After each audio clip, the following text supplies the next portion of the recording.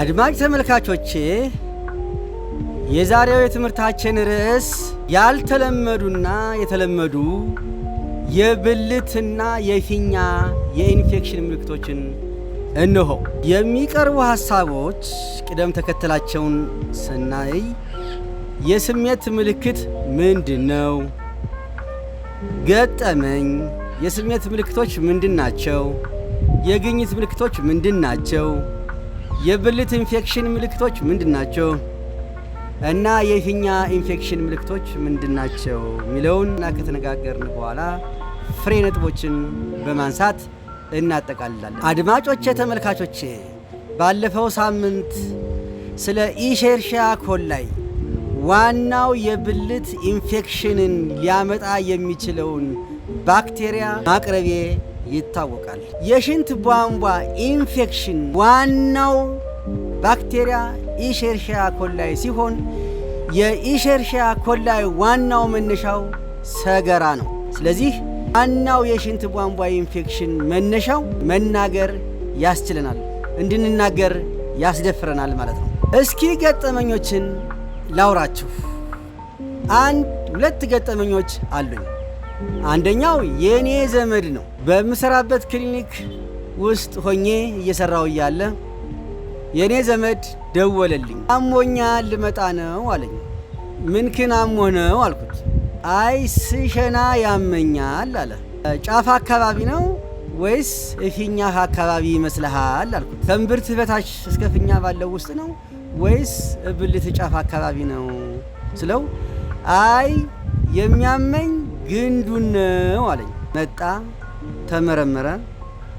ልክ ነው፣ የሽንት ቧንቧ ኢንፌክሽን ነበረበት። መናገር አይፈልግም። ሰዎቹ መናገር እንደማይፈልጉ ቀይረው እንደሚናገሩት የብልቴን ጫፍ አሞኛል፣ የብልቴን ከንፈር አሞኛል ከማለት ይልቅ ማህፀኔን አሞኛል፣ ማህፀኔን ይለበልበኛል ወደሚ ማህፀኔን አሞኛል ተብሎ በሌላ ዞር ባለ ነገር ታቡ ባልሆነ ነገር ማውራት የተለመደ መሆኑን ልነግራችሁ ነው። ሌላኛው ሁለተኛው አንድ ሴት ነርስ ጓደኛዬ ናት። ትኖረው የነበረው ከአማራ ክልል ውጭ ነው እና አንዲትን ታማሚ ሴትዮ ወደ ሕክምና ያዘዋት ሲመጡ እንቷ ደም የተቀላቀለ ነበር እንደነገረችኝ። እንዴት አረገሽ? መቼ ጀመረሽ? ምንሽን አሞሽ ነው? ሁሉም ዘንድ እሷም ዝም፣ ሰዎችም ዝም፣ አስታማሚዎችም ዝም፣ ባልየውም ዝም። ምን አሟት ነው ያመጣችኋት? እሷም ዝም፣ ባልየውም ዝም፣ ሌሎችም ዝም። መጨረሻ ባልየው እስኪና ምንድነው ያመማት ንገረኝ እስቲ ለኔ ብቻዬን ንገረኝ ሲባል አይ ያመማት መደሰቻዋን ነው ብሎ አላት። ሕክምና ባለሙያዎች ገጠመኞቻችንን ስናወራ እንዲህ አይነት ነገሮችን እርስ በርስ እናወራለን። አንድ ሽንት ቧንቧ ኢንፌክሽን ድብቅ እንደሆነ ሚስጥር እንደሆነ መናገር እንደሚያፍሩ ምልክቱን መናገር እንደሚያፍሩ ምልክቱ ካልተነገረ ደግሞ ማከም እንደማይቻል ይሄንን ነጥብ ያመጣውበት እነዚህ ሁለት ነጥቦችን ያመጣውበት ዋናው ምክንያት ሰዎች ትክክለኛ ምልክቱን ከመናገር ይልቅ በእጅ አዙር መናገር፣ በሌላ ነገር መናገር፣ አዙሮ መናገር፣ ትክክለኛውን ነገር አለመናገር፣ የሚያማቸውን ነገር መግለጽ አለመቻል ሕክምናውንም በዚያው ልክ እንደሚያስቸግረው ልነግራችሁ ፈልጌ ነው ገጠመኝን ያወራችሁ። እንግዲህ ዛሬ ውስጣዊ የስሜት ምልክቶች ሲምፕተምስ እና የዳሰሳ ወይም የማረጋገጫ ምልክቶች ወይም ሳይንስ ብለን እንጠራቸዋለን ወይም ልንጠራቸው እንችላለን። ምልክቶች ማለት ምንድን ናቸው? ምልክት ማለት ምን ማለት ነው? ስሜታዊ ምልክቶች ማለት ወይም ሲምፕተምስ ማለት ደንበኛው፣ ታካሚው፣ ችግር አቅራቢው ወይም በሽተኛው ከህመሙ ስሜት ተነስቶ ለሐኪሙ የሚነግረው፣ የሚያስረዳው፣ የሚገልጽለት ምልክት ስሜታዊ ምልክቶች ሲሆኑ እነዚህ ስሜታዊ ምልክቶች ብለን ልንናገር እንችላለን ማለት ነው። ሌላው የሚዳሰሱ ወይም የማረጋገጫ ምልክቶች ወይም ሳይንስ ብለን የምንጠራቸው ሐኪሙ ከታካሚው ባገኘው ምልክትና በተረዳው መሰረት የዚያንን የስሜት ምልክት በመዳሰስ ወይም በመዳበስ ወይም በመጨበጥ ወይም በማሽተት ወይም በመለካት ወይም በማየት ወዘተረፈ የሚያረጋግጥበት ምልክት ማለት ነው። ስለዚህ የሐኪሙና የበሽተኛው የምልክት መቀያየርና መለዋወጥ ነው እንግዲህ ወደ ሌሎች አጋዥ ምርመራዎች የሚወስደን ማለት ነው። ስለዚህ ትክክለኛ ለሐኪሙ መናገር በጣም አስፈላጊ መሆኑን ለማሳሰብ እወዳለሁ። ሁለት አይነት ምልክቶች አሉ። አንደኛው የብልት ኢንፌክሽንና ሁለተኛው ደግሞ የፊኛ ኢንፌክሽን ነው። ስለዚህ እያንዳንዱን ተንትነን ማየት እንችላለን። የብልት ኢንፌክሽን ማለት በምንሸናበት ጊዜ የብልት ኢንፌክሽን በምንሸናበት ጊዜ የመለብለብ ወይም የማቃጠል ስሜት ማለት ነው። ይህ የመለብለብ ወይም የማቃጠል ስሜት በአማካኝ እስከ 90% ይሆናል። ይሄ ሌላው ቶሎ ሽንትን መሽናት አንዱ የብልት ኢንፌክሽን ምልክት ሲሆን እስከ 70% ድረስ ይህ ምልክት እስከ 70% ድረስ ወይም 70% ድረስ አሉ ሰዎች ላይ ይታያል ማለት ነው። ሌላው ሽንት መጣሁ ማለት ቶሎ መጣሁ ማለት ሙከራ ማድረግ የመጣው ማለት ስሜት ከ50 እስከ 70% ድረስ ምልክቱ ሰዎች ላይ ይታያል። ይሄ ምልክት ሌላው የብልት ፈሳሽ መኖር ነው። የብልት ፈሳሽ መኖር የፈሳሹ አይነትም ንጽት ያለ ፈሳሽ ይኖራል፣ ነጭ ፈሳሽ ይኖራል፣ ወደ ቢጫ ያደላ ፈሳሽ ይኖራል፣ ወደ አረንጓዴና ወፍራም ፈሳሽ ይኖራል። ይህም እስከ 80% ድረስ የሚሆኑት የብልት ፈሳሽ ኢንፌክሽን አለባቸው ሰዎች ላይ የመታየት እድሉ 80% ድረስ ነው ማለት ነው። ፈሳሽን በተመለከተ ከተነሳ አይቀር በግንኙነት ጊዜ ፈሳሽ መብዛት ይታያል። እሱም ሲነካካ የፈሳሽ መጠኑ የመጨመር ሁኔታ ይታይበታል። በግንኙነት ጊዜ በሁለቱም በኩል ምቾት መቀነስም ሌላኛው ምልክት ነው። እንዲሁም ከወንዱ ብልት የሚወጣው የወንድ ዘርም ኢንፌክሽንንም የያዘ በመሆኑ ምልልሱ ከሁለቱም ወገን በመሆን ችግሩ እየባሰ በመምጣት የሁለቱም ሰዎች የወንዱም የሴቱም ምቾት በመቀነሱ ምክንያት በመካከላቸው ሌላ ቁርሾ መፈጠሩ አይቀርም። ሌላው የመቀመጫ ወይም ደግሞ የዳሌ ወይም ደግሞ ከእምብርት በታች ወይም ደግሞ ከመታጠቂያችን በታች ምቾት አለመሰማት፣ ምቾት አለማግኘት እስከ 80% ድረስ የሚደርስ ምልክት ነው። 80% ድረስ ሊደርስ የሚችል ምልክቱ ይታያል ማለት ነው። ሌላው ብልት ውስጥ ለውስጧን የሽንትና የዘር መውጫ ወንዶች ላይ ውስጥ ለውስጧን ማሳከክ፣ ሴቶች ላይ ደግሞ ብልት ውስጥ የሽንት መሽኛው ውስጥ፣ ወንዶች ደግሞ ብልት የሽንት መሽኛው ውስጥና የደም የዘር ፈሳሽ መውጫው ውስጥ ቱቦቿ ውስጥ ማሳከክ፣ መለብለብ፣ አንዳንዴ እንዲያውም ለየት ያለም ምልክት ያሳያል። ይህ እስከ 50% የሚደርስ ነው። አንዳንዴ እንዲያውም እስከምሸናው ድረስ ነው እንጂ እየሸናውት እያለ ግን ሟሮት ስለሚያልፍ ደስ የሚል ስሜትም አለው የሚሉ ደንበኞች አሉ። ሌላው በቀዳዳዎቹ አካባቢ በብልቶቻችን ቀዳዳዎች አካባቢ የመቅላት፣ የመቆጣት፣ የማበጥ እከከው ብሎ ማበጥ ስሜት ይታያል። ይህ ደግሞ ከ40 እስከ 60% ድረስ የመታየት እድል አለው። ይህ ምልክት ከ40 እስከ 60% ድረስ የመታየት እድል አለው ማለት ነው። ሌላው የብልት መጓጎል፣ ሲነካ ሲዳሰስ የብልት መጓጎል ወይም ደግሞ እንደ ስትራፖ አይነት መያዝ በእጅ ሲዳሰስ ይህ ምልክት መታየት ይታያል እና ይሄም ከ30 ጀምሮ እስከ 60% ድረስ ምልክቶች ይኖራሉ። ይህ የብልት መጓጎል እስከ 60% ድረስ የመታየት እድል አለው ማለት ነው። ሌላው የቆለጥ ማበጥና ህመም መሰማት ነው። ይህም ምልክት እስከ 30% ድረስ የመታየት እድል አለው። ሌላው ሲሸኑ ማስማጥ ነው። አሁን ይህንን ሲሸኑ ማስማጥ ነው። እንግዲህ ለየት ያለው እና ያልተለመደው የቆለጥ ማበጥና ህመም እንዲህ ያደርገኛል ብሎ መናገር አለመቻልም አንዱ ችግር ነው።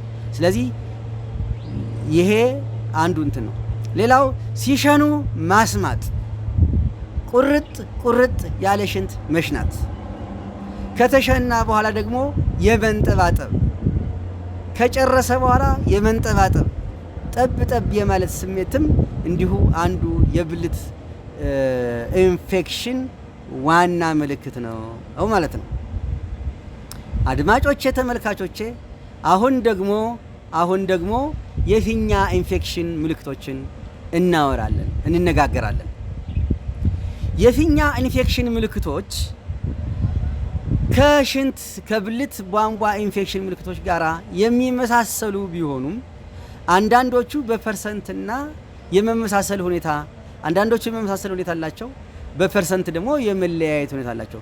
ዞሮ የብልት ኢንፌክሽንና የፊኛ ኢንፌክሽን የታችኛው የሽንት ቧንቧ ኢንፌክሽን ብለን የምንጠራው እጅግ ብዙውን ፐርሰንት እስከ 90% ድረስ ሊሸፍን የሚችለው ቢሆንም አሁን ደግሞ የፊኛ ኢንፌክሽን ምልክቶችን እንነጋገራለን። የፊኛ ኢንፌክሽን ምልክቶች አንደኛ ቶሎ መሽናት። ይህም ከ80 እስከ 90% ድረስ የሚታየው ምልክት ቶሎ የመሽናት አለ። በምንሸናበት ጊዜ ማቃጠል አንዱ ነው። ይህም እስከ 80% ድረስ እስከ 85% ድረስ ምልክቱ ይታያል። ይህ ምልክት እስከ 85% ድረስ የመታየት እድል አለው። በጣም አስቸኳይ ቶሎ ሽንት መሽናት ያለው ሲሆን ይህም እስከ 80% ድረስ ይህ ምልክት እስከ 80% ድረስ የመታየት እድል አለው። ቶሎ ሽንት መሽናት ያለው ሲሆን ይህም እስከ 80% ድረስ ይህ ምልክት እስከ 80% ድረስ የመታየት እድል አለው። ሌላው የፊኛ ኢንፌክሽን ሌላውና ዋናው ምልክት የደፈረሰ ደመናማ ሽንት ያለው ሲሆን ሽታም አለው። ይህም እስከ 60% የመታየት እድል አለው። ደም ከሽንት ጋር አብሮ መውጣት ሌላው የፊኛ ኢንፌክሽን ምልክት ነው። ሌላው ብረት የሚሸት ሽንት ይሰማል። ብረት የሚሸት ሽንት ይሰማል። ይህም የተለመደ አይደለም። አንዳንዶች ታካሚዎች ደግሞ ሽንቴን ሳሸተው ብረት ይሸተኛል የሚሉ ታካሚዎች አሉ። እነሆ ይህን በማየት መጠቀም ትችላላችሁ። የታችኛው የጀርባ ህመም ሌላው ምልክት ነው። ሌላው የፊኛ ኢንፌክሽን ሌላው ምልክት አረፋ ያለውና አረፋው ደግሞ እንደ ፊኛ የሚነፋፋ እንደ ባሎን የሚነፋፋ ሽንት አለው። ኮረፋ አለው፣ አረፋ አለው። አንዳንዶቹ አረፋ ይሉታል፣ አንዳንዶቹ ይኮርፋል ይሉታል። ዞሮ እንዲህ አይነት ምልክትም ያለው ሽንት የሽንት ፊኛ ኢንፌክሽን ምልክት ነው። ሽንት የማምለጥ ሁኔታ አለ። ሌላው የኮካ ኮላ ቀለም ያለው ሽንትም ሊሸና ይችላል። ይህም የፊኛ እና ከዚያ በላይ ያሉ የኢንፌክሽን ምልክቶችን ሊሆን ይችላል። ሕፃናት ደግሞ ምርር ብለው ማልቀስ አንዱ ምልክታቸው ነው። መናገር አይችሉም፣ መግለጽ አይችሉም። ነገር ግን ምርር ብለው ማልቀስ አንዱ የሽንት ኢንፌክሽን ሊሆን ይችላል። አለመገብ ማለትና ምግብን መግፋት አለመገብ ማለት እጅን መግፋት ሲያጎርሳቸው አለመገብም ማለት አንዱ የሽንት ቧንቧ ኢንፌክሽን ምልክት ሊሆን ይችላል። አቅም ማጣት ወይም ኃይል ማጣት ኢነርጂ አለማግኘት አንደኛው የህፃናት የሽንት ቧንቧ ኢንፌክሽን በተለይ ደግሞ የፊኛ ኢንፌክሽን ምልክት ሊሆን ይችላል።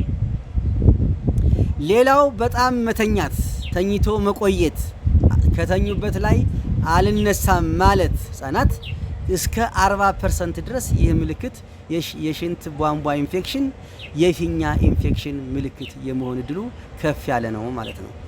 ሌላው ወደ ላይ ማስመለስ ወይም ተቅማጥም ሊኖር ይችላል አልፎ አልፎ። ይህ ደግሞ እስከ 50% ምልክት ሊታይባቸው ይችላል ህፃናት ላይ የሽንት ቧንቧ ኢንፌክሽን ሲኖርባቸው ማለት ነው። ሌላው ትኩሳት ሊኖር ይችላል። ምልክት ላይኖር የሽንት ቧንቧ ኢንፌክሽን ምልክት ሳይኖር ትኩሳት ደግሞ ሊኖራቸው ይችላል። የሽንት ቧንቧ ኢንፌክሽን ሌሎች ምልክቶች አይኖራቸውም፣ ትኩሳቱ ብቻ ይኖራል ማለት ነው። ይህ እስከ 80% ድረስ የመታየት እድል አለው ማለት ነው። አድማጭ ተመልካቾች ማጠቃለያ ፍሬ ሀሳቦችን የብዙ ሰዎች እና ዋና ዋና ምልክቶች የሚባሉት ሲሸኑ ማቃጠል፣ ቶሎ ቶሎ መሽናት እንዲሁም ከእምብርት በታች የፀጉር ማብቀያዎችና ብልትና ብልትን ጫፍ ድረስ የሚሰማ ህመም ወይ ምቾት ማጣት እስከ 90% ድረስ የሚሆኑት እነዚህ ከላይ የተጠቀሱት ምልክቶች 90%ቱን የሚያህል በሽንት ቧንቧ ኢንፌክሽን የብልትና የፊኛ ኢንፌክሽን የሚታይባቸው ምልክቶች ናቸው።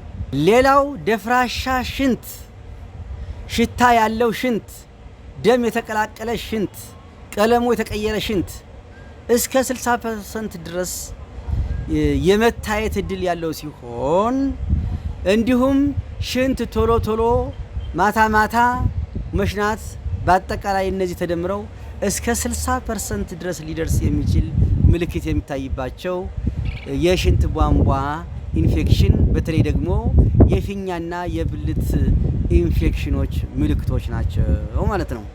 አድማጮቼ፣ ተመልካቾቼ ይህንን ያመጣንበት ዋናው ምክንያት በጊዜ መመርመርና በቶሎ መታከም ወይም መፍትሄ በቶሎ ማግኘት ወይም መፍትሄ መስጠት ወደፊት ከሚደርስብን ጉዳት መዳንና መከላከል እንድንችል ስለሆነ ትጠቀሙበት ዘንድ ይህንን አቅርቤላችኋለሁ። አድማጮቼ፣ ተመልካቾቼ የዛሬውን ቪዲዮ እዚህ ላይ ያበቃለሁ።